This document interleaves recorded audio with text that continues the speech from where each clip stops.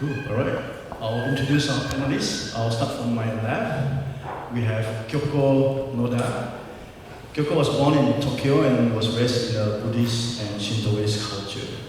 After marriage, she and her husband lived in London for 2 years, where she got baptized. They then moved to Melbourne and have lived here for 20 years.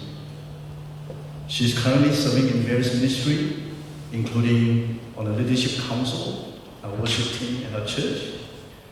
She's also involved in leading Outreach Women's Japanese Fellowship, serving as a board member for Christian NPO based in Japan.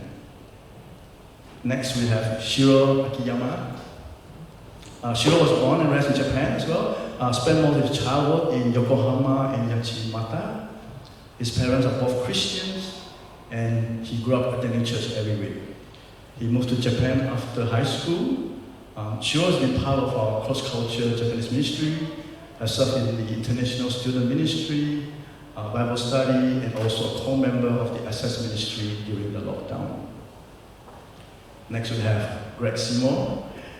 Greg is currently serving as a Japanese ministry assistant leader at Cross Culture Church. He's involved in helping out the English outreach, worship, one-on-one Bible studies, and the Sunday message.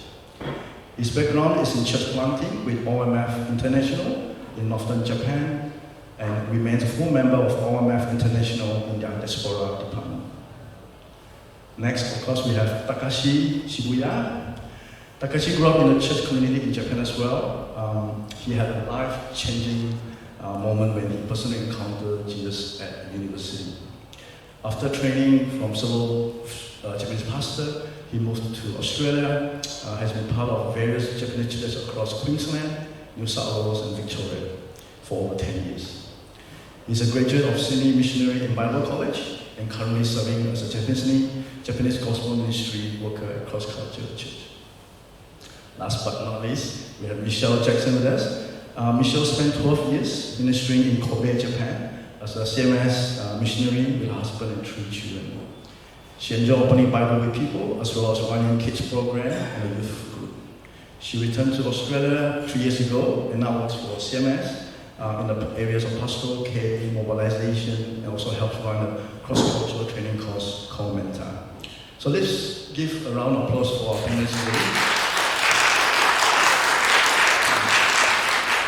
We really appreciate you taking your time to answer some of our questions that we have on Japan. So we'll start with the question that we have promoted. What is Japan main religion? Maybe we will start from Takeshi. On the microphone. Yes, yep. I think, can you hear me? Yeah. So Japan's main religions are Buddhism and Shintoism. Maybe you might heard about that. So Buddhism comes from India in 5th century, but passes through China and then Korea, and then finally in Japan. So Japanese Buddhism is a bit different to the original Buddhism in India. And other major religion in Japan is Shintoism.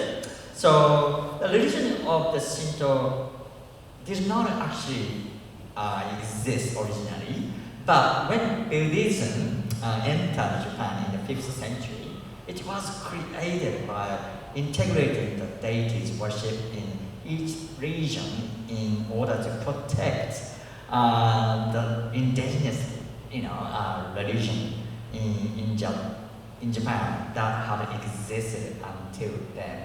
Yeah, a lot of things I can say, but let me stop here. Introducing these religions. Maybe the panelists, do you guys have anything to add in terms of understanding Japan's religion? It's a good start.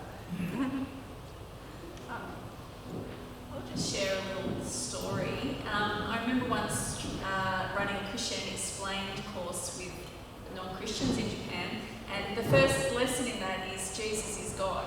And so we got to the end of it, everyone said, that's fine, there are thousands of gods, so Jesus can be one of them. And it made me just realise that it's important when opening the Bible with Japanese people to kind of start further back as with the Creator God. So with Acts 17 or Genesis 1 was a good place to start. So do they believe in the Creator? I'll let you answer. Keep going.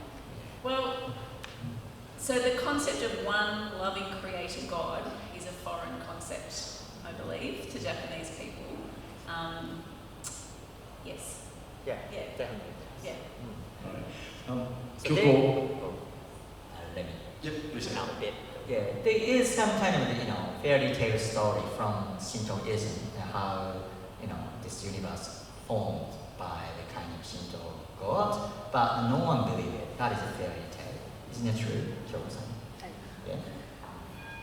Did you want to add something? From Kyoko's side, right? Kyoko, I know you grew up in the Buddhist and Shintoist culture on your everyday or every week basis. What does that look like?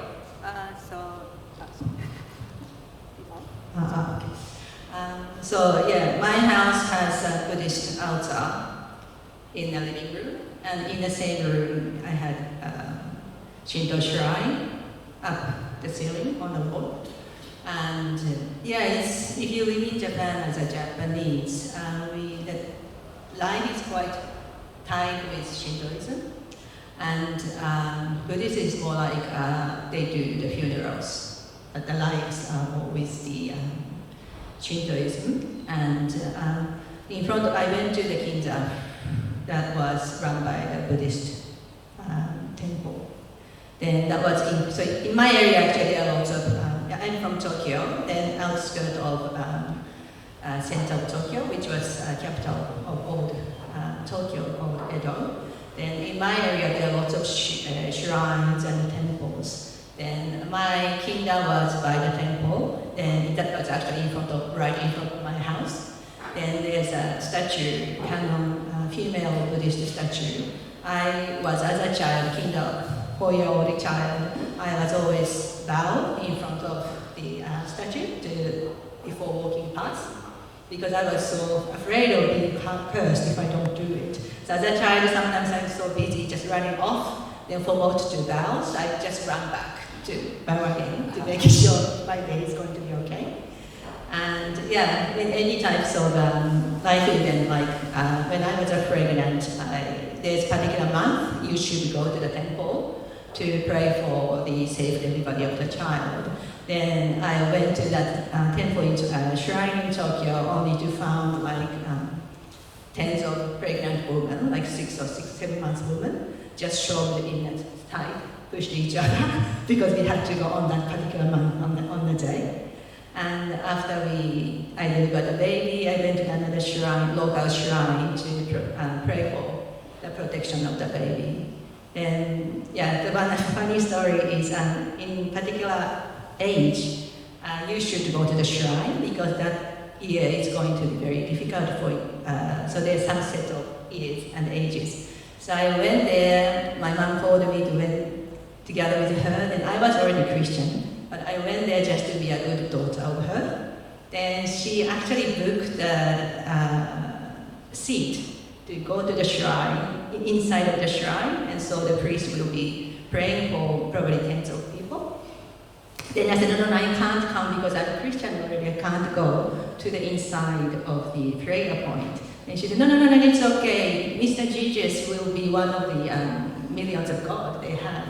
And so it's so funny, she included Jesus to her religion. So that's how they think Christianity is safe religion. But they included into they said 8 million gods exist.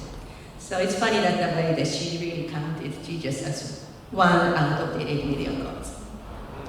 Is that the right number? 8 million gods? That's how they say it. So they do have God for different things. Yeah, sun, sunshine, wind, earth, land, sea, wind, everywhere. And is the temple or the gods different in terms of region? Like say northern Japan and southern Japan, are they different? They are same. Same. But the biggest one is in Ise. You touched on a little bit about funeral. So what's the main Japanese view on life after death? So do they believe in hell or is that the end? As a child, I believe hell. And I was taught you have to live right because if I did anything wrong, I will be tortured in the same way I did. So if you tell a lie, if you tell a lie, my tongue will be pulled out. If you kill anything, I will be killed in the same way. But I already died, so I can't really die. The torture will be going. So as a child, I was so scared because I knew I told a lie. I told lots of lies already. So I was so scared. Panelists, anything to add on that? Life after death? The idea of hell exists, but it's not so much about the reality, but more educational purpose. Like, parents use it. Oh, if you do some bad, you go to hell, so you shouldn't do that. That kind of more, analogy or more the picture to tell you the kind of, the idea. But usually, if someone died, automatically go to heaven. It's kind of, no one said, oh, he went to hell. It's not exist, right? Even someone who had a really bad reputation after death, or he went to heaven. That's what happened. Is that correct? I think so, but I think people are quite scared of the death because they have this conscious about how bad they did. So my mom was quite scared of when she was dying. Yeah, I think. You talk about heaven, so what would be the Japanese concept of heaven like? They're happy to go to heaven, but what does that describe heaven to be like?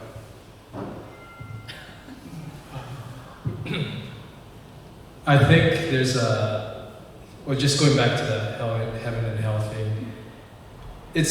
Japan has a very mixed idea, or Japanese culture has a very mixed idea of religion. It seems to be that it's quite permeable, like Shinto and Buddhist. They all can believe in both things at the same time. Some people, like a lot of people actually tend to do that. I think really devout people would go on one end of it, but people because at school I remember like teacher would say something about if you do that thing, you're going to go to hell, or you're going to reincarnate as an ant, or something like that. So it's like two different religion, but like one goes to heaven or hell, the other goes to reincarnation idea. So you get this mixed message. I think in terms of the heaven, the best idea that or analogy that I can give you guys is, have you guys watched Dragon Ball before? No? Some boys, all the boys know, right? So in Dragon Ball, right, it's like you go to heaven, and it's like you're basically living in another world, after your life. And then if you're really bad, you end up in hell, where basically everyone's always fighting with each other. And I felt like, Dragon Ball really kind of grasps the concept of what Japanese people think about heaven and hell. It's nothing really super serious. It's just like, afterlife. If you do really bad, you're going to end up with all these criminals and all the bad people. But then it's like, if you do good, you end up in this place where basically you're going to meet your former friends or family and all those kind of things. And it's almost like, and then in Dragon Ball, there's also the idea of reincarnation in some sense, because you get to resurrect, you collect all these magical Dragon Ball and, you come back. So it's like, it's all mixed up again, and everyone loves that story in Japan, even girls too. So, I don't know, I felt like maybe that's a good way to understand how Japanese people think about heaven and hell or afterlife. Yeah. That's new to me, thank you. I did have one interesting illustration, because as missionaries were earnestly preaching, you can have life after death. We're doing this up in Hokkaido, speaking to a relatively elderly set of unsaved people. We said, you can have life after death, eternal life.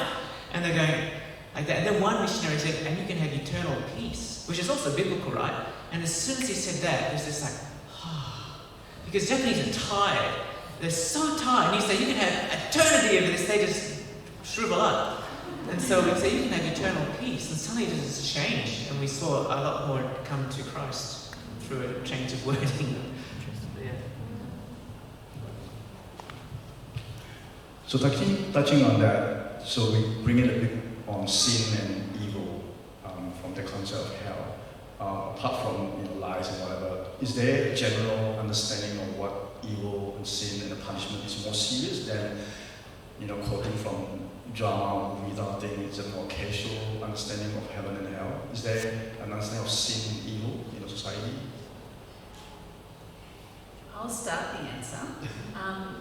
I think the concept of sin is hard to understand. The word is tsumi, which often more correlates with crime, I believe. And so Japanese people, in a sense, when Christians talk about sin, it's not something they do. But on the other hand, in my experience, I saw a lot of Japanese people with a deep sense of their own sin, a deep sense of their own guilt. So it's a weird thing. And I'll just tell you a quick story. One man I knew who just was heavily burdened by his sense of guilt and didn't know what to do with it.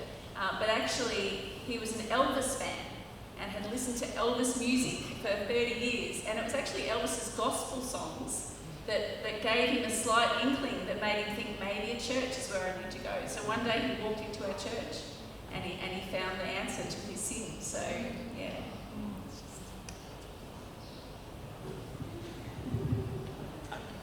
Shiro and Takeshi, I know you guys grew up in a Christian environment. You might be in the minority. What's that like, growing up, being a Christian in Japan?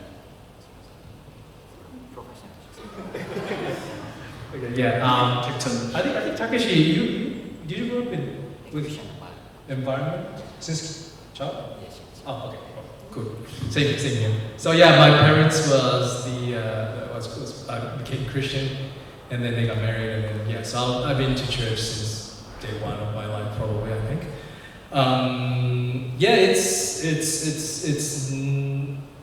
not the best childhood, I must say, in terms of being a Christian. I do feel like there's a couple of reasons. One is I think I thought there was a lot of negativity around the concept of Christianity, because if you go to Japanese school, you'll be taught about how the initial missionary came from the Dutch side, and then they converted a lot of Japanese people to Christianity, they got persecuted, and they got literally killed, a lot of people from that. Have you guys watched the movie The Silence? Yeah, it was quite cruel. A lot of cruelty was there. So that there's a strong negative,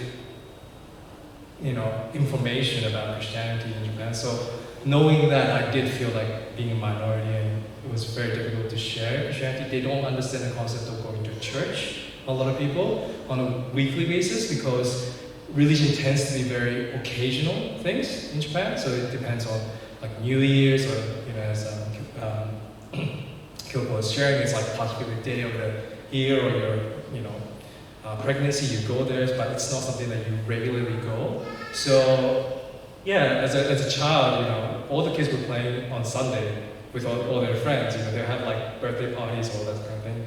And my parents were like hardcore Christian, like really hardcore, right? So I could not miss church. Like, if I'm sick with like 39 degrees fever, probably, but below that, I wouldn't miss the church. That kind of, so I had to go to church every time. So it was hard, because you can't participate in a lot of things in that sense, because Sunday was the most free day for a lot of us, because most of the people work 6 days a week there as well. So all that kind of thing, that could have been quite challenging as a kid, I think. Yeah, maybe more from adult perspective. Yeah, I think being different to the others are kind of shameful. So I have to say, I really scared to be bullied in a school setting. So I actually hide my face. Actually, yeah. At the time, my justification is, at the time I didn't have my personal, relationship with Jesus. So I do go to church, but I probably didn't have, much conviction. So I really scared with what the other people think about me. So even the church is planning to have kind of evangelistic event, but I never actually invite to my friend to the church, because I didn't want to get kind of weird reputation from the others. Do your friends see that like Christianity is more of a Western style religion? Is that understanding? Definitely yes, but also there's so many Japanese Christian-based culture group exist in Japan. So when usually people say I am Christian, people think, oh, you are that bad religion. Not so much about Western Christianity, but it's a really funny Asian culture group. Is that correct, Kyoko-san?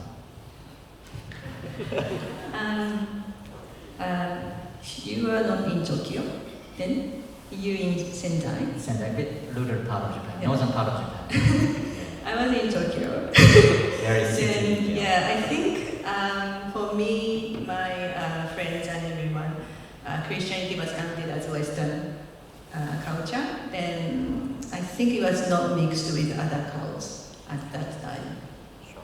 Yeah, so it was kind of more, we see church people, they spend some years by husband's business in US or in Europe countries, then they came back, or some kind of connection with the Western cultures in their early lives. Even your own story, right? You got baptized in London. So when you inform your family that you become Christian, and how do they see that? So I called my mom, and she actually said, so for my family, at least, they didn't think Christianity is bad religion.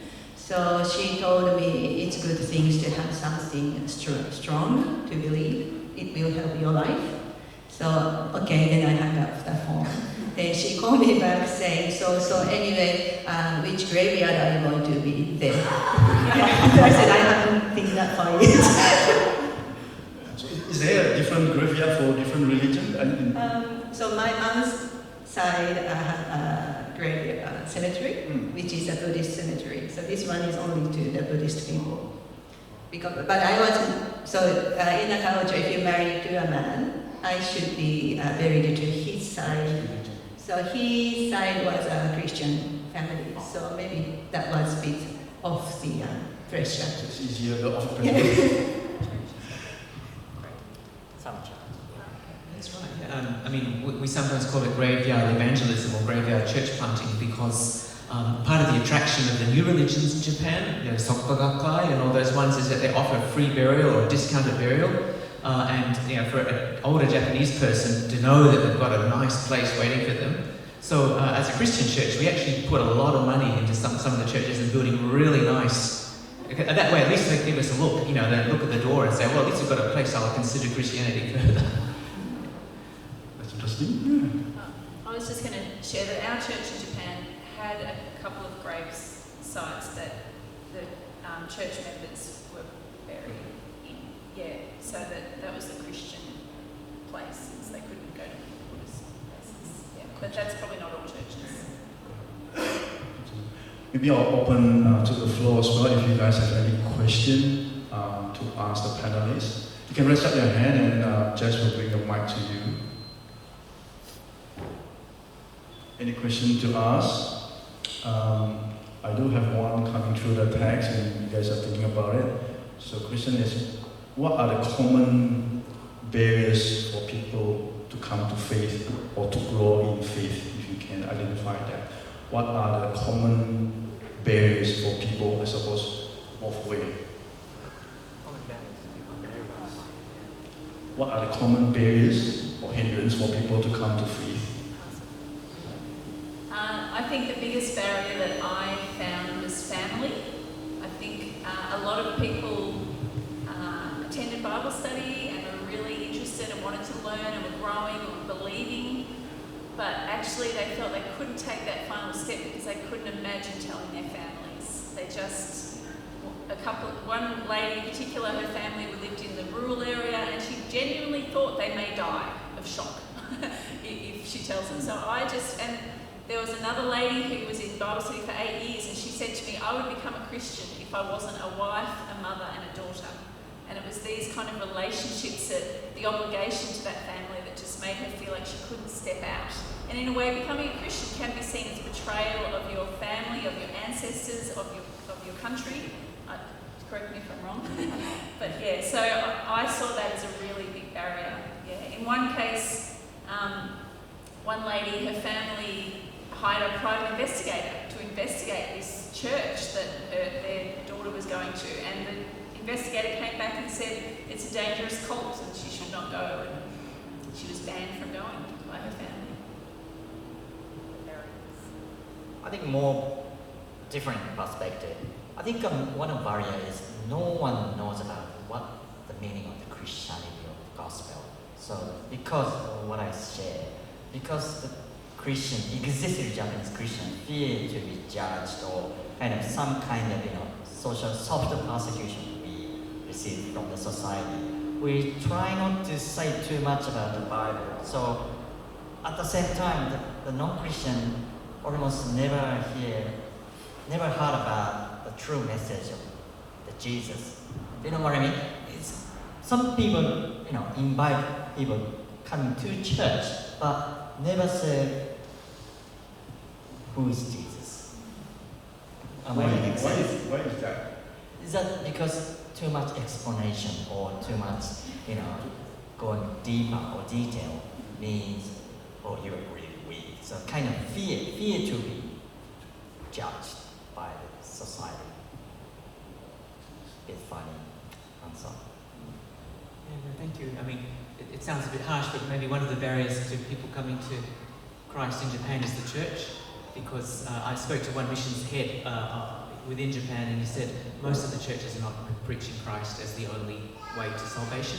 It's just too dogmatic and very hard to preach Christ as the only path to salvation. So most people are quiet. But unless you have that urgency and that fervency and the tears of prayer, then there's not going to be that passion and that revival. So it's probably a matter of spiritual revival within the church. There's the other things too, is that Japanese people say, oh, we're not religious. But I just wrote down the things last night. They're going to go to the 3, 5, and 7 aged Shitsugo-san at the Shinto shrine, and then at marriage they're going to go to a Shinto shrine, Hatsunode, for the good luck at the beginning of the year. I was with a young Japanese guy who said, I'm not religious, but it's the New Year's Day in Japan. And he stopped the car and ran up into the temple and clapped his hands twice, and came back and he said, just in case. So all the Japanese people say, I'm not religious, and yet they're enmeshed in this whole network of expectations and ceremonies, and to come out of that, it's like betraying your identity as a Japanese. So the Christian church is doing very good. So you want a blessing ceremony, come to the church and be blessed. You want to pray for good luck on New Year's, we'll have a New Year's service. And so they're very good at doing that, but the church itself probably needs revival.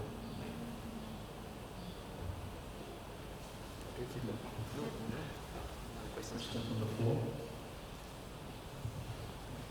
Yeah, I'd like to still hear, is there anything more about the barriers to Christianity in Japan? Maybe, I don't know whether you guys agree with me, but I think one thing is, because I think as a Christian, one of the messages that our identity changes, right? Our identity becomes part of Christ, or Christ becomes part of our identity. I think in Japan, or Japanese people, our identity is so embedded into society or a family orientation. Well, family orientation and societal orientation is kind of like commingled as well in Japan, because if you talk about traditional family, all they will say is, make sure in your community or in your society, you are the good people, like good person, you're the good working force. Those kind of things is Confucius, yes. But yeah, so it's so important. Like it's one of the most important things, because reputation is so. It's basically more important than anything else in Japan, even for a lot of people. So imagine that is going to change when because Christian message is that those things doesn't matter. It's all about Christ. Christ really took down that, and I think that part is one of the biggest barrier for them, because how am I going to live in this society when once I change this identity? I no longer belong to this society. I'm going to belong to Christ, and that can be quite a big fear factor. I think that's one thing that I personally felt when I was going through my childhood in Japan, because everyone's like, it's all about other people. It's all about other people, but then it's like, you got to change that.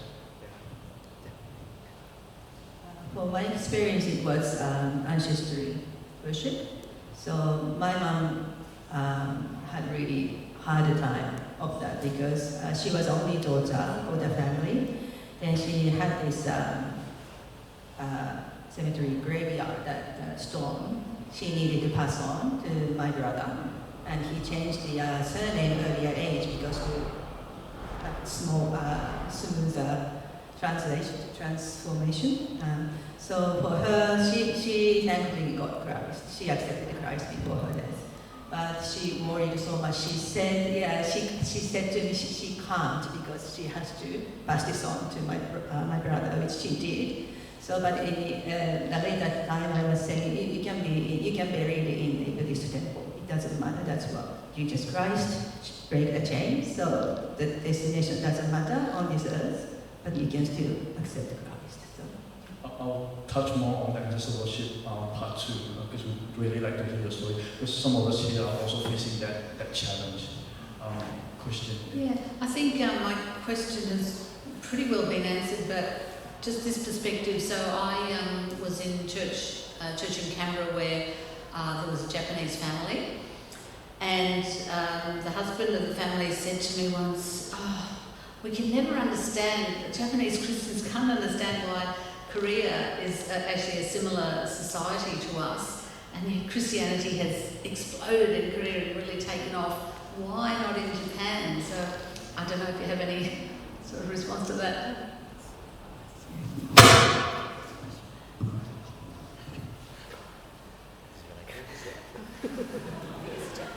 It is a big question. I think that each has debating why Korea and Japan are different. I guess I've always felt like it's Japanese culture itself, which has some amazing parts to it. I'm not criticizing, but I think it's the culture itself that is a barrier in so many ways, and so that's where it's different to Korea. But anyone else? I agree, and a lot of people also feel, like God seems to have plans for societies. Like one society, which was the missionaries' graveyard 50 years ago, is now revival, like South America and other places. The reverse. I think God's Spirit also moving. But we saw in Korea that the Korean church in the Second World War was terribly persecuted by the Japanese. People were burnt down in the churches. Little children ran out of the churches. They were thrown back into the flames. Yet the Japanese church compromised, and they were forced to put in statues or pictures to the emperor inside the churches and worship him before they went into church, and they compromised. So you have a non-compromising persecuted church and a compromising church, and look which one is growing. So there's maybe something to do with God's Spirit, but that doesn't mean that Japan isn't still got revival to come around the corner. I have a question here that I think they combine into one. This is related to suicidal rate in Japan, which is quite high, but also the topic of hope. Really talk about that people are already tired living this life and eternity may not seem rewarding. So the question is, what then the Japanese culture look at for hope? Where do they turn to for hope? And is that related to the suicidal rate at all?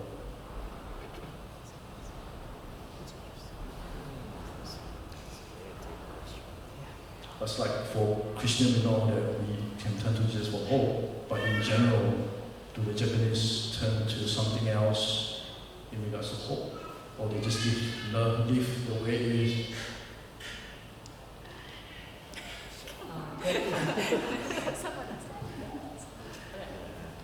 Greg, before you start, now just now you mentioned about when you share the gospel with the Japanese, and you even mentioned that you have eternal life, and then their response is like, Yes. and when you say eternal peace, then they respond well. So what's the difference? I mean, you say eternal life. Why do they respond such way, Yeah, that was actually a missionary who was preaching in a nursing home, so people didn't have long to consider it. And he was just saying, eternal life, and they were really like, no. But then when he said eternal peace, it's like, it's like it's that kind of relaxation. I think they're just tired. The expectations, the pressure of society, and they say, and you can have this forever. Yeah. I think that is related to your question, the hope. There's so many people under the pressure since early stage of like maybe high school age. People receive the pressure from the parents and teacher. You make sure you need to go to the good university and then get a good job and to find better, partner, something like that. So many pressure. So people generally, have so many mental, they challenge to see their life positively because their reality is not so good. That they have, really high expectation and reality is very, is that correct? Yeah. So do they have a God of hope that they can pray to?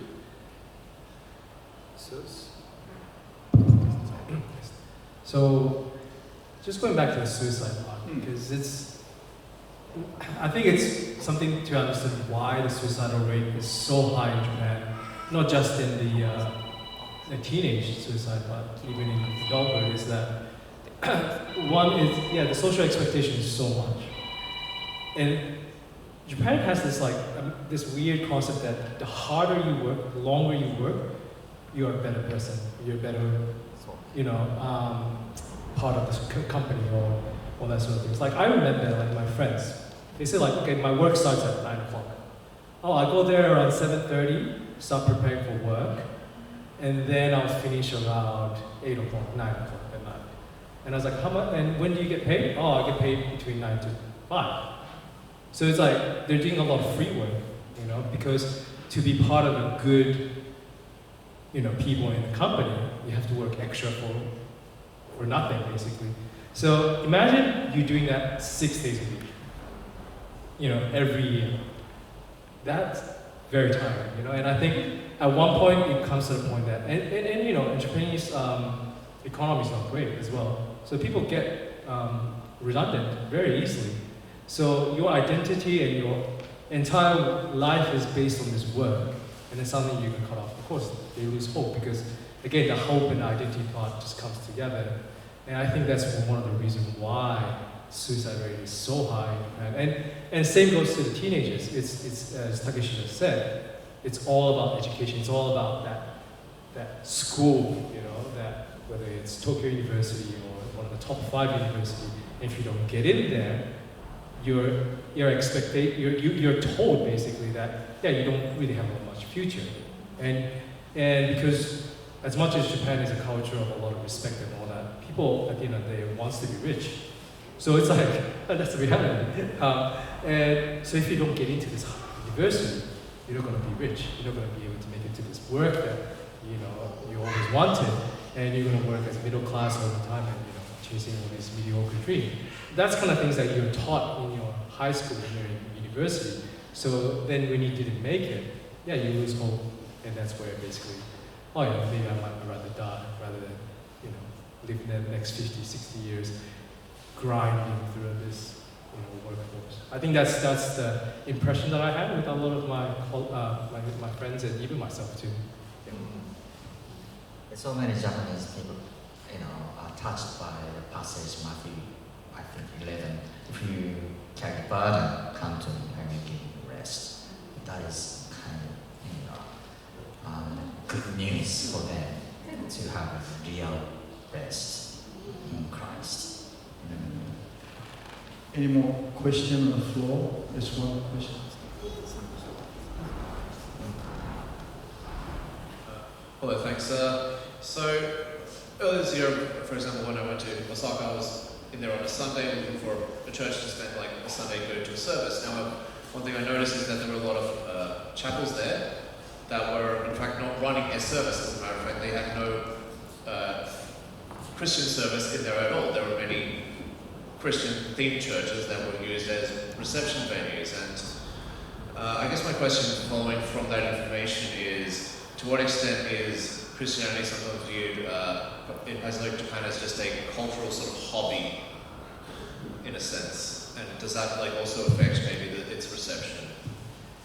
Yeah, that's a good observation when you're in Japan and you saw all those churches. They're called wedding chapels. Wedding chapel. And because to have a white wedding is the most popular wedding, more than even a Shinto wedding in Japan. And so these chapels would exist, and often they would hire the missionaries to do the wedding ceremony, and so the missionaries got paid to give the gospel. So it worked well. I've got a couple of colleagues who supported themselves full time in Japan doing weddings. There'd be 6 or 7 on a Saturday. because then they'll follow up and counsel and give a Bible out to the people. But generally, it's just you to get the wedding dress and to do the nice Western thing, you have to go to a wedding chapel. And they're beautiful buildings at every station. So my prayer is that they'll be converted to real churches one day when the revival comes. They say, hey, let's use this building over here. I think that's pretty good.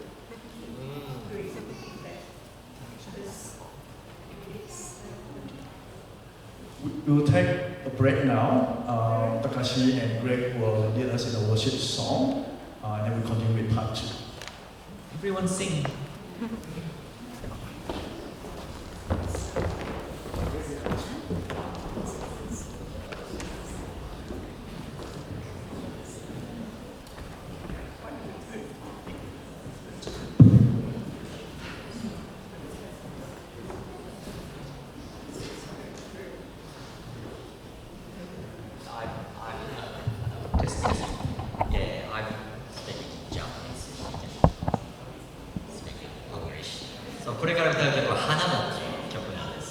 We're going to sing Hana no Even Flowers. この曲はすごい日本で有名ですごいみんな大好きな曲なんです。 This is a very popular song recently in Japan 日本人の心と精神性を豊かに表している because it really expresses the whole Japanese mentality and way of thinking. 独特のこの音楽メロディーなんです。 It's got a very nice tune. でもこの賛美の中には自然を表す言葉がいろいろ散りばめられています。 But the words, they particularly use a lot of scenes from nature. 日本は昔からこの自然の中に神様を見るというそういう文化を持っていました。 Japan culture, idolizes nature. It always takes a lot of meaning from nature. だから神道の神様はほとんど自然の神様なんです。 So, for example, Shintoism is about the nature god. Nature god's god of the rock, god of the stone. でもこの賛美の中に書いてあるその自然っていうのは神様が作られた自然なんだってことを発見した人の賛美になっているわけです。 But the writer of this song has discovered that all of this nature was created by the living and eternal God. この曲はこの苦しみがこの世界にはあるんだけれどもやがてイエス様が来られるからそれまでに一緒に賛美してこのイエス・キリストが来られるのを待とうそういう賛美です。 And so this person now, knowing the true living God, knowing that we wait for the coming of Jesus, we rejoice in that hope. Let's sing. ここに泉は湧く涙を過ぎる時やがて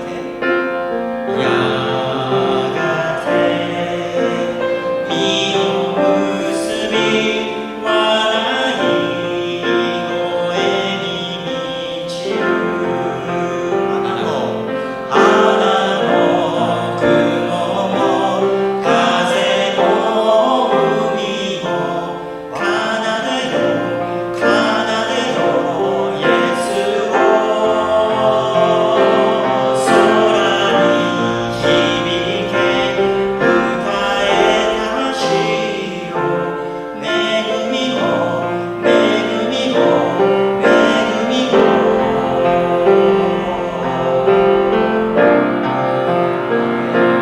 げ仰げ手は開き僕らは見るだろうやがて花は咲き栄光の主が来られる花も雲も風も海も奏でよ奏でよ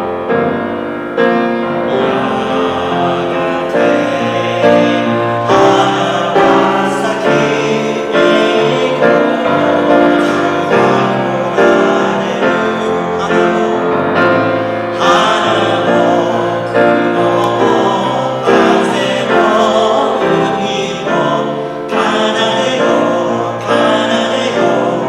エスを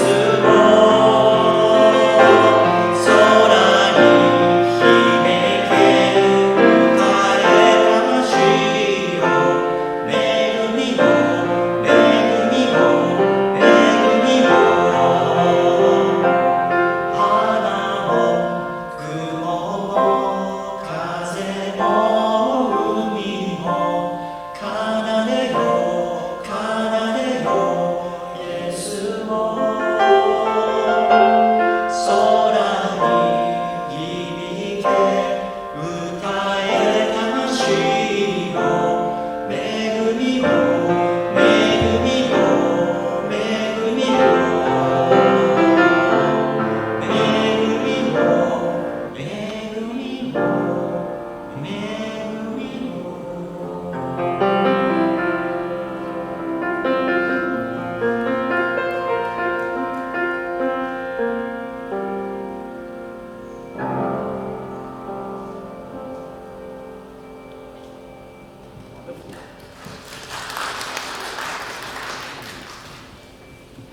Thank you.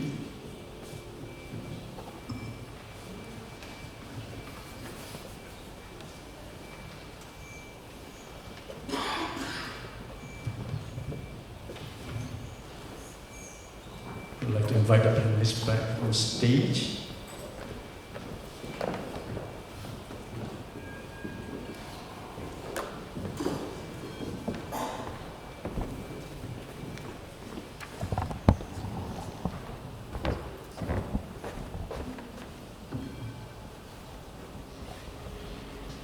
So for part two, we like to discuss, which we covered a little bit, but more on the gospel hindrance. Takeshi, thanks for the wonderful song, great.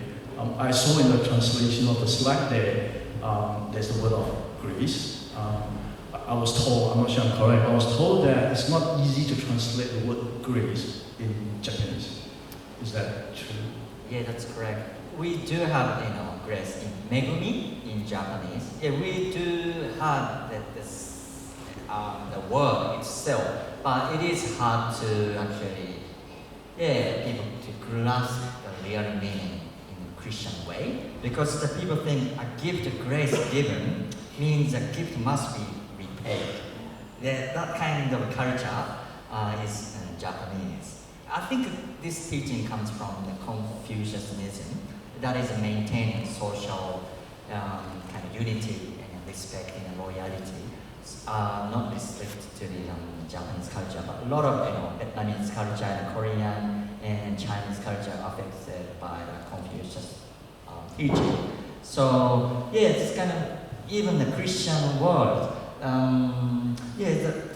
Of course, the people listen to that Jesus is a free gift from God, but it's kind of almost like people think God has given us Jesus. Now give your life to God. So still need to pay some kind of, yes, okay. No, thank you, God. That's right. I need to pay something to you, right? That kind of the understanding of the grace is really, I think, one of the hardest part of the doctrine, I guess. So in terms of Greg and Michelle experience as missionary in Japan, is language a barrier, or some of the terminology like the word of grace is harder to explain? Is that a problem from your experience? Do we get lost in the translation? Yeah, thank you. Language is a barrier for those who can't speak it. But yes, there is, in a sense, you've probably heard of the well-known missionary distinctive now between guilt-innocence cultures and, say, sin-shame cultures. And the Romans and most of Asia, and definitely Japan, is more of a honor-shame culture. So in a collectivist culture, it's not so much whether I'm a sinner, but it's whether I'm meeting the expectations of my collective culture or not. Rather than personal sin, it's about whether I'm honouring my community. And so the Bible actually has more about probably honour and that side than probably innocence, guilt. However, for the missionaries, they say, you can be right with God. They say, what does that mean? Well, for example, if I tell you that you need to leave the office early on Wednesday and go to a Bible study, for us, we say, oh, what a righteous person, he's going to a Bible study. And the Japanese say, what a sinner, he's not going, working with his team until late, till 9 o'clock at night. And so, who's right? I think Japanese is hard for Japanese people even, am I safe to say that? So, like, in Japanese you'll have a lot of words that sound the same, but have a different meaning, and they'll have a different kanji attached. So even listening to a sermon can be sometimes hard to follow, or there might be polite levels of language that are hard to grasp. So Japanese itself is hard, and so I had a number of friends who spoke English, and they chose to read the English Bible just because the Japanese Bible presented terms that they hadn't heard or couldn't understand. And I think the gospel is hard to grasp, as Takeshi has explained. And I almost see it as almost like a 10,000 piece jigsaw puzzle, whereas at first it's just a mess and you can't understand anything. But I think it's a long-term thing, and so as we open the Bible with people and we go through it with them and read it with them, gradually, little by little, as the pieces come into place, they can start to see a really beautiful picture. And people do eventually fall in love with Jesus. So it's not so much in Japan, I find you can't do a 6-week course and, oh, look at that, they've all become Christians. It was more like a 6-year course in some cases. It just took time. And I had a number of people who joined, a number of ladies joined our Bible study, not Christians, and they said at the beginning, oh, I'm Buddhist, I'm not going to become a Christian. But they were just curious about what is this Christianity, But over time, as we just kept reading Bible stories and reading things, they just gradually fell in love with Jesus. So it just takes time. And it's really good, I think, when we open it with them, and we can explain even before we read a passage, we might say, so the Pharisees were these people. That was their attitude. So when we read it, it's not so, I can't understand anything. It just, it's a good thing to do together with someone else. Is that your experience, Shiro? Did you, your parents read Bible stories to you in English or in Japanese when you grew up? Sorry, repeat the question again. So is that your experience in terms of whether Japanese language is used from a Bible point of view? Personally, yes. For me, English was way better because my Japanese is not great. But I was taught initially in Japanese most of the time, and I had no idea what it was like. It was so difficult to understand. The Japanese Bible tend to use what my parents were using was very old school Japanese Bible, so it was very. They used a lot of uncommon words. Japanese itself has like 3 different types of speaking. Like the casual, formal, and the respectful ways. So, and when you're a child, you don't really know much about the formal and the respectful ways. It's mainly more casual. So that was very difficult to grasp. That's something that I still remember. And also, we don't really have too many good materials about Bible outside the Bible. So let's say like commentaries and all that stuff in Japanese. We don't really have that many. So that's why it gets really difficult as well to learn about Bible, I find. I find it when I start reading Bible in English, then you start listening or reading like other materials that talks about the Bible, you have better understanding of the Bible. And didn't really have that chance in Japanese. Others, are there anything to add on that? Kyoko, your experience. I know you talk about family is important, and that could be one of the hindrances to accepting Christ. We'd like to share about your experience, but in terms of more to do with, as I asked before, the ancestor worship part. Some of us here also of that culture, and we all have challenged becoming a Christian and handling ancestor worship. So how do you do it from your own experience? First of all, I'm a Zoza of the family. I'm a woman, so I'm out of the chain. So there's no, from my family's perspective, there's no, I didn't have any obligation to follow the ancestor thing because after married, I'm more tied to husband's side. For my experience, I always curious in Christianity through learning language. I love studying the English, and a part of the, not the textbook, but probably part of the studying the language is sometimes you learn from some verses from Bible or what Mother Teresa said or Martin Luther said.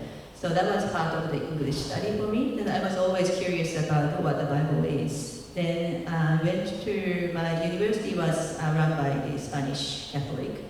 So Christianity was quite close to me, and I didn't have any barrier in that way. But in terms, I lived in London for a few years. Then I was outside, so barrier was broken because I didn't have any friends, and food stopped me going any further. So I naturally went to the church and I joined a play group. I became to know these Christian people, and I loved studying the Bible because I was learning English through it. But I just was so shocked to know these people actually believe in God. And I was so shocked with that fact. And it took me a while. Then I was so scared. I don't need to go this further any longer because I was just studying. Then, it's just so surprising that these people so like me because I knew them through the playgroup.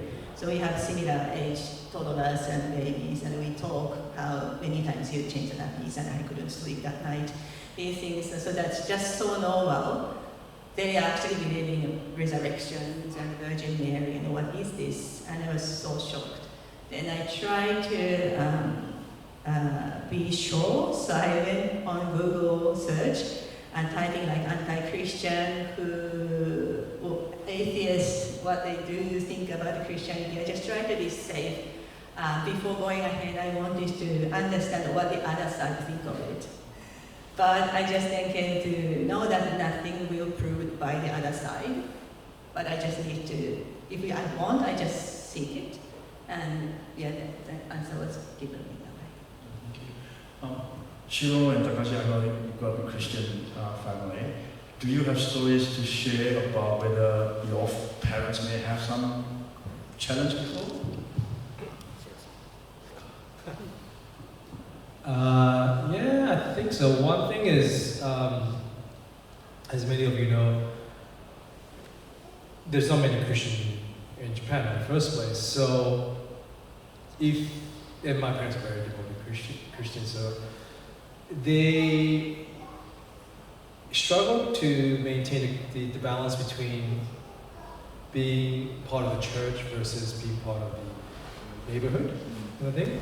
So, and because my parents did move around a lot, they don't really have many friends. And we also live in a countryside as well at the moment. My parents live in the countryside, which, more scarce in terms of Christian. So they don't have too many Christian friends as well. So that's something that I think it can be quite a struggle.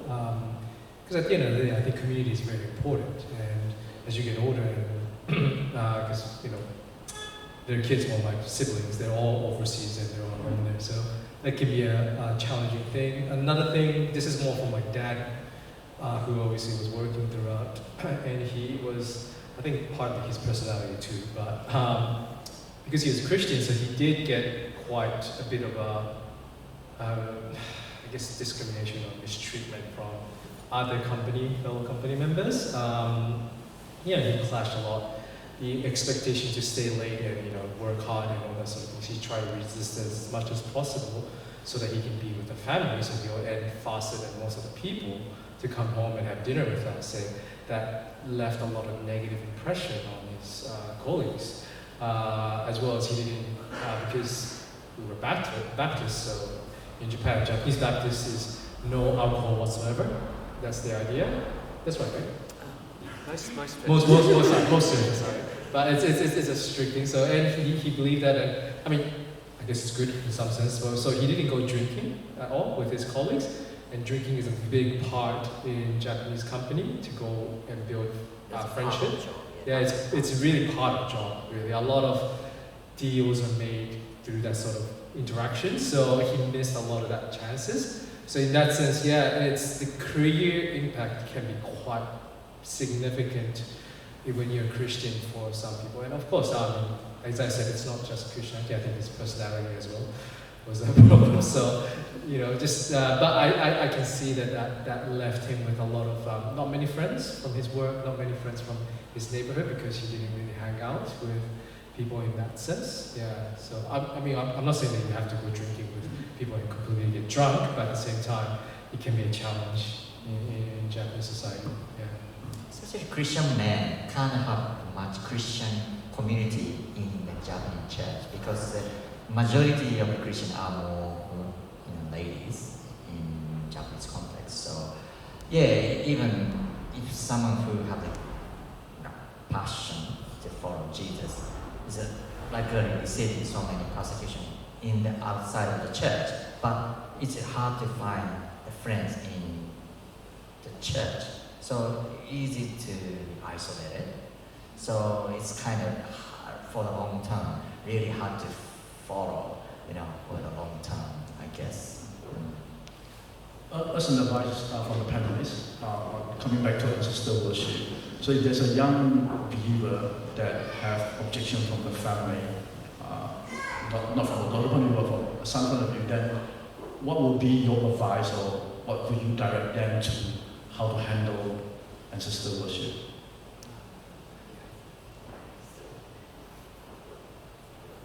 Just imagine someone come up to you and say, I have this problem, how would you advise or pray for?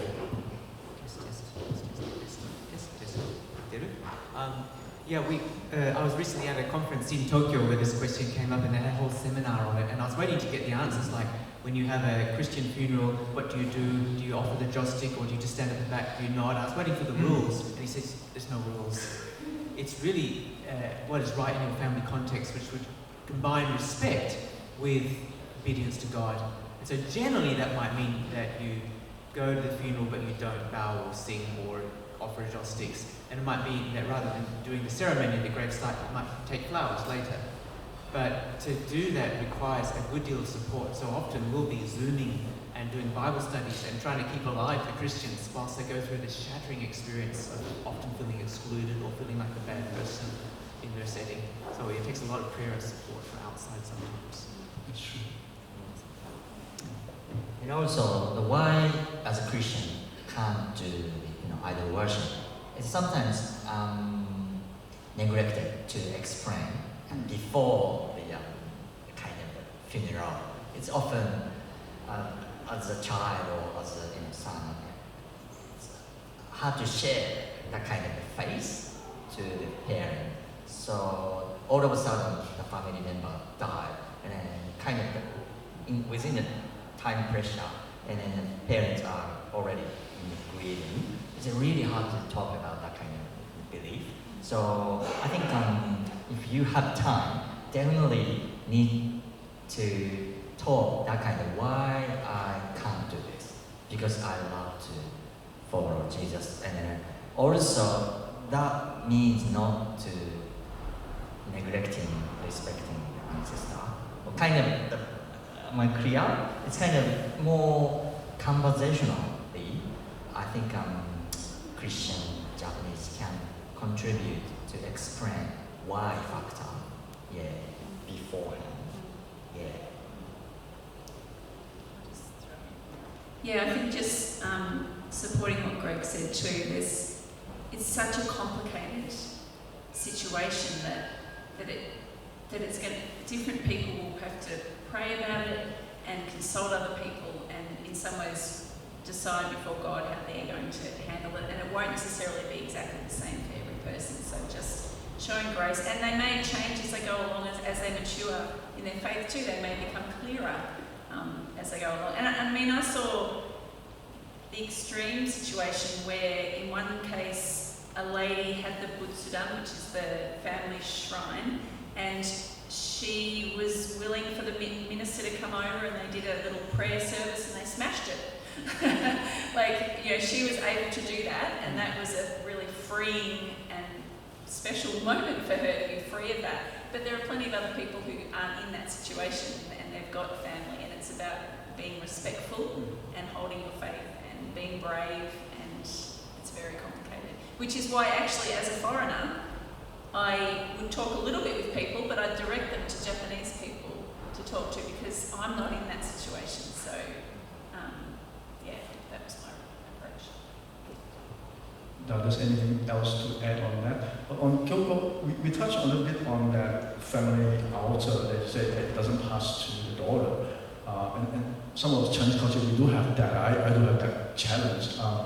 So assuming, is that experience or story they've heard that when they're passed on and the son becomes a Christian, what do they do with the altar? Do they put it back into, from my context, is we are able to put the family altar into a temple and let the temple deal with it. Is that similar in Japan? I think so. Yeah, so there's maybe temple that you can put it back on. Then, there's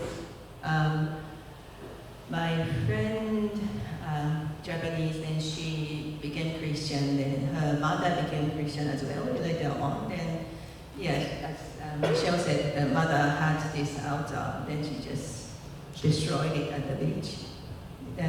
So I think if my friend became Christian, but she had this family, if I do not have, but from my imagination, if she had family pressure about family bonding, things, she just need to hold on and just give it time, hold on for her life. And you don't really have quick question, because for the love to the family, I don't really want to, no one wants to break the family bonding because of the religion. And if you, so it really depends, but I would suggest the friend, just take it time and believe in God.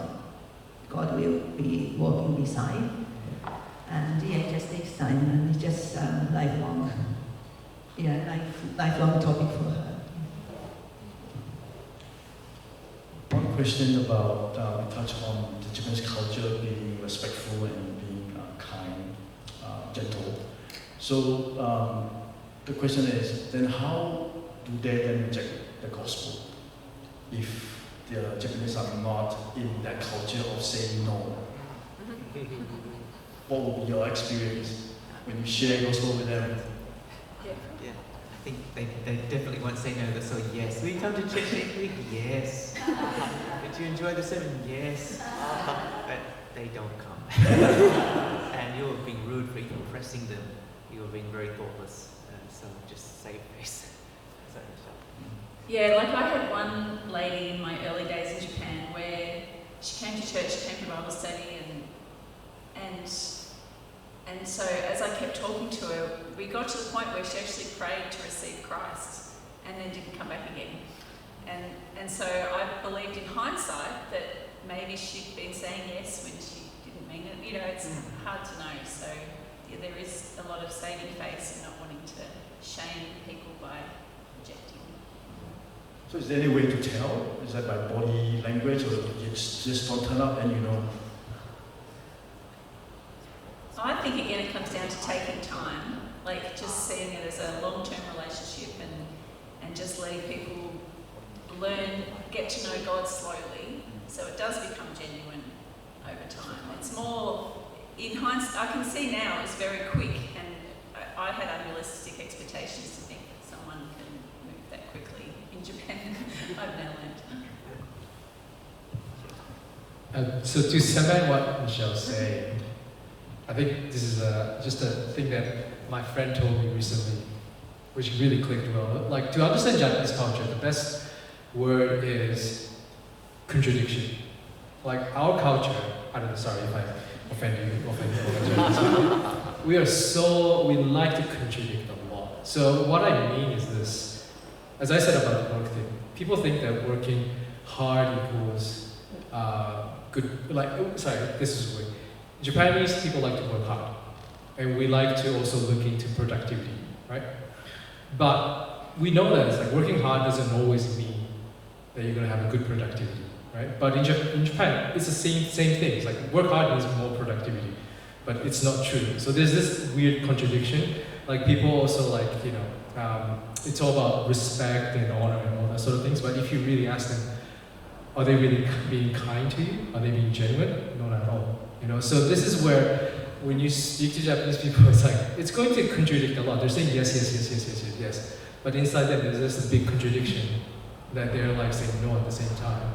And I think that's the kind of like the best way to understand that. That yes becomes genuine yes takes a long time, because you need to get that layer of contradiction out of the way. And to do that, it takes so long, as well as you also have to understand not just them, but their surrounding family, the people that what kind of work they do, what kind of background they do. I know it's such a hard work, the long work, and that's probably why it's so difficult in Japan the Christianity to grow in Japan, because it takes so long for one person to understand. But the thing is, if you can tap into that one person that, in a genuine way, probably that person that has a genuine relationship with someone else can do the same. But obviously to get to that point, that first barrier takes a long time, in my opinion. I'd like to take some questions from the floor as well, if you have any question. Sam?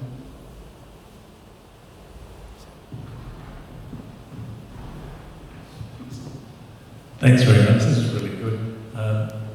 Just a question about sacred texts. So we value the Bible very highly.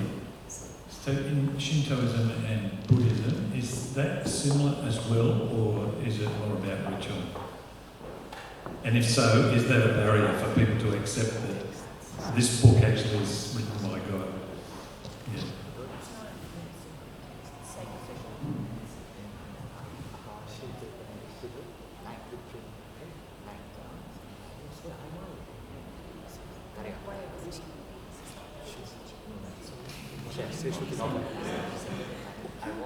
Plenty of time to I'll give you Takeshi's answer. We don't think there is a sacred text for Kyoko. Do you want to? Yeah, I think if you say there's Okyo chanting script, which is written in Chinese characters, so we don't understand what it is as a Japanese. And certainly, as far as teaching way of living and things, I don't think nothing like the Bible, where they, and therefore, in a way, that's kind of related to why they don't go and do a weekly service and learn about it as such. It's more just a belief system, isn't it? Yeah. I think some Buddhist temple monks open their site to do some kind of sermon. It's more like moral, how you live. So it's not really from the one Bible book, but it's more like social standard teaching. I thought maybe I had to become an expert in Buddhism before I went to Japan, but I discovered the Japanese, they didn't know about the Sevenfold Path or the Four Rules or anything like that. In fact, they didn't even know there was a Buddhist shrine or a Shintoist shrine sometimes. So the content is actually quite not very knowledgeable, but it's the pattern and fitting into society. That's right.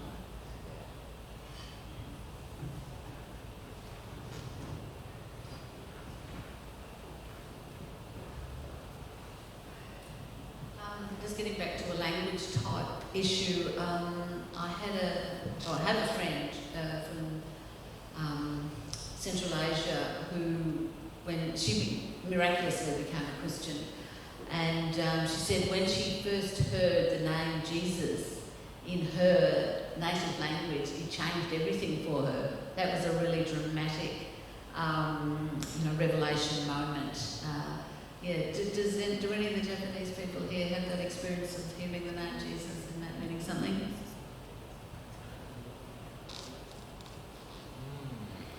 I think generally speaking, that when in Japanese language, the Jesus is yes, sama, but that doesn't make sense at all, right? Yeah, it's a bit like yeah, that's right. Oh, that's right. Exactly. So it's a bit hard to always introduce the name of Jesus. So even I and Greg intentionally maintain using Jesus is an English word rather than using yes, sama. So yes, sama is a bit limiting. How to say it? It's a bit weird, huh? It's a bit weird, isn't it? Yeah. So it's a really tricky one. As we said, there's Yahweh Raji, there's 8 million gods. And so we could say, instead of saying Kami, which is God, the missionaries say to say Kami-sama, which is respectful, which is high God. But even so, it still comes across as just one of the gods. So sometimes in our evangelism here, we just say Goddo. And similarly, instead of saying his, and then maybe adding sama to make it like his sama, we just say Jesus. And sometimes it has less baggage. So we're just trying to work on it. Other question? I won. Sorry.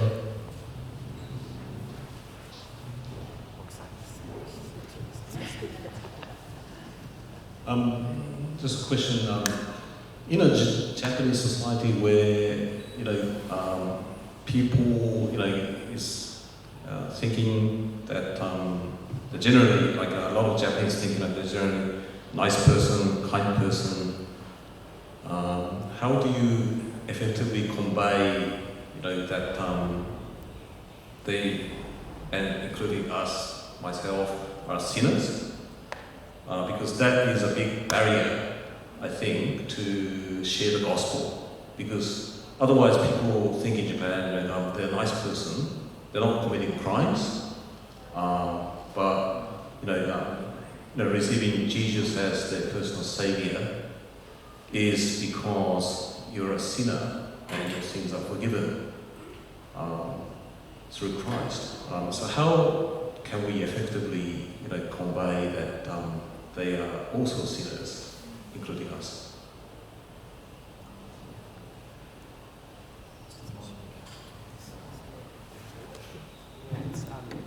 Thanks.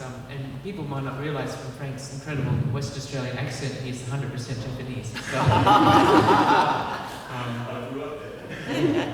So, I think we encounter that even in our society, where we think that person's such a nice person, they can't possibly go into hell. My own mum's like that, right? But when I get to know them and I see that stubbornness and that something in there, you realise they need to know Jesus. So I think for the Japanese folk, maybe working away from this, the sin thing, and maybe talking about shame and honor. And for example, Adam hid himself in the garden because they felt shame. And before Creator God, we're in a shameful place. Can you face up to your Creator now? How would you feel about that? I feel a bit ashamed. Well, then you need Jesus, who died on the cross for you, took your place, and welcomed you back in the family. I guess you have to create a sense of need, and you've got to preach the gospel. Unless you preach the gospel, there's not going to be that need. We touched a little bit on the graveyard, but in a different context. But I was told that for missionaries, Japan has been called the graveyard for missionaries for a different reason. Is that true? Is that because there's not much fruit that people can see coming out from missionary movement to Japan? Yeah, that I was certainly told that when I went there. Japan is a missionary graveyard. Why don't you go to an easier country? I think, I'll give this over to more qualified people, but my hope is that it does go in waves, and we need to be faithful when we're here so that we can enjoy it when we're here. We're just going to keep sowing the seed. But in the meantime, I had an interesting statistic that 16,000 Christians in Japan die every year. That's just from old age, it's not just a thing. And 8,000 are born again. So you think that Christianity will be going down. However, the good news is that 8,000 Christians have been born again overseas every year as well. So we're about flatlining. And so yes, it is maybe not the season at the moment, but it's the season for us here. A Japanese person is 30 times more likely to become a Christian whilst overseas. So that's our job now, while we wait for God to bring revival to Japan soon. And I think it helped me a lot, having people talk to me before I went to Japan, and just helping me have clear expectation, realistic expectations that language is slow, relationships take time to build, ministry is slow. So having that image really helped me know that we've got to be in this for the long haul, and just be faithful in opening the Bible with people and praying and trusting that God is working. And I think that's what Greg would have seen, and I saw when we were ministering over there, is God is working and He is growing His kingdom, and it's exciting. And I think the problem for Japan at the moment is there's just a severe shortage of gospel workers. So our senior minister in Japan is helping look after 5 different churches spread throughout the region because there's just not enough ministers and there aren't enough young people being trained. And so we actually need more missionaries to go. And missionaries do bring something unique with them because as foreigners, I think some Japanese people find it almost easier to connect with them and relate because they're outside of that Japanese culture. But we also need Japanese people to go back to Japan and to they already know the culture, they know the language. We need more people to teach the Bible and to do ministry in Japan. So I don't think it's quite the graveyard that maybe it used to be. I think God's working. Amen. We are drawing to a close. I'll give the time now to any last remarks from each of you on something else that we may have not covered, but something that's in your heart you'd like to share as a last remark before we close. Maybe we'll start with Kyoko. Is there anything that you would like to have a last remark? With facing to my own friend from the university or from my workplace, it's so difficult to have them connected to my faith because they don't have the necessity to follow or to seek faith because they live good life already and they are not in trouble, and they are so told to, they're so keen to raise themselves, so they like to pay money to learn new things and attain new skills to have them raise their standard, and they're so responsible for their lives, and they don't want to rely on anything else for their lives because that's their responsibility. So it's so hard until they start to think. So for me, saying I am Christian casually, because I go to church sometimes, sorry, tomorrow I have a funeral at church, can I just leave 11 o'clock and for a while? And so just a difficult, easy conversation, you Christian actually, I am. Then that's the end. Then they may remember me as a Christian, and then when they have necessity or they have some curiosity, then they may come back to me, why you are Christian? So yeah, that's the my way to find out, not start a deeper conversation, but just saying I am a Christian. Then, yeah, because it's so difficult to connect. And they see, as I said, as my mom, like they don't think the Christianity is a cult. They think it's a good Christian religion. And people say that they know Christian people are good people. As we live here, then they have some students, and I just dropped off some girl yesterday. And she was saying she's not Christian, but she sees Christian people at church and always kind, helpful. And so that's why they remember Christianity, and that's a good start, I guess. Thank you, Shiro. I think we touched on the whole, was it one retreat culture? Yeah. And I think that's true. And I think that's the first layer. When you talk to Japanese people, I think you need to understand the shame and honor culture part. And I think that's, if you can really understand that, that shows, or at least you're going to get some respect from Japanese people, I think, because they see your genuine understanding of the culture itself. But also what I feel is that we as Japanese missing on a personal level is that the unconditional love, we don't really get to experience that at all, or just like, I think in Western culture, there are some level of unconditional love, not a perfect love, but unconditional love from good parents, good family orientation. But in Japan, it's like even within the family, we don't get that close. We don't really say "I love you" to each other. It's just a weird thing. We're just so self-aware sometimes. I don't know what it is, but I think because it's more about respect rather than love, that's the problem. But I feel that once you can go into that deeper level, it is great to talk about unconditional love that Christ given. I think that really attracts the Japanese people, like around my age or someone a little bit younger. I think they're really craving for that unconditional. You don't need to do anything to gain love, because a lot of people in Japan is all about work hard, earn that love, earn that respect. But it's like, no, you don't need to earn anything in Christ. I think that's something that at one point you can talk to other Japanese people about it. Yeah. And that's something that I felt when I came to Australia. I felt like, oh yeah, people really love you, and they express that, freely. And that's something that's really, really important. Yeah, that we don't get that in Japan. Yeah, I think if people are getting saved, generally I've seen it in the context of community. Like when Akatsuki, who got baptized here a couple of weeks ago, he said it because everyone was so kind to me. And often we find that in Japan, people who did come to Christ just because they came to community or they came to worship, and then one lady was singing this song where the words were, "I love you, I love you, I love you," and she just broke down in tears. And just to have this warmth and this sense of being loved. And then later they learned the theology, maybe 3 or 5 years later, the sense of community and being loved in community. So pray for Japanese communities and pray for our own Japanese community here. Yes, some of you guys might have. So then how we can evangelize, practically. I think from my experience, Genesis chapter 1, 2, 3, we recently finished Old Testament, big picture. I think that speaks a lot to the Japanese because God created the whole universe and you, and it was really good, so good. But why this has happened? Why this our world has so many issues?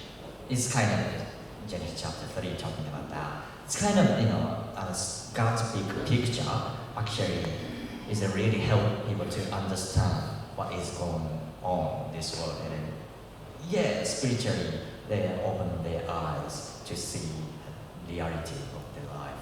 The letter of the Bible. And I guess I just encourage everyone that if you're not in a position to do ministry to Japanese people, then I encourage you to pray, and pray for people who are working over there and those who are working here in the church. And as Greg said, we believe revival's coming, and God's working, and we can all be a part of that ministry. God's got a heart for Japanese people, and so we can too. Let's give our panelists a round of applause.